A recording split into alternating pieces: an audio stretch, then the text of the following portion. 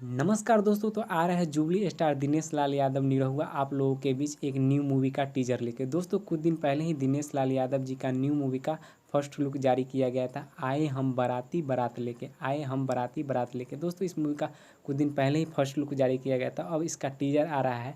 दोस्तों इस मूवी का टीजर यसी फिल्म यूट्यूब चैनल से रिलीज़ किया जाएगा। यसी फिल्म यूट्यूब चैनल से रिलीज़ किया जाएगा 18 अप्रैल सुबह के 6 बजे। 18 अप्रैल सुबह के 6 बजे यसी फिल्म यूट्यूब चैनल से आए हम बाराती बारात लेके इस मूवी का टीजर रिलीज़ किया जाएगा।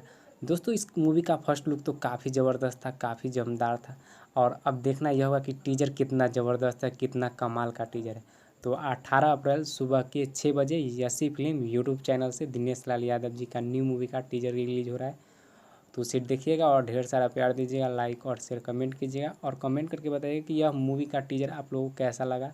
दोस्तों भोजपुरी के ऐसे ही खबर जानने के लिए हमारे चैनल को सब्सक्राइब करें।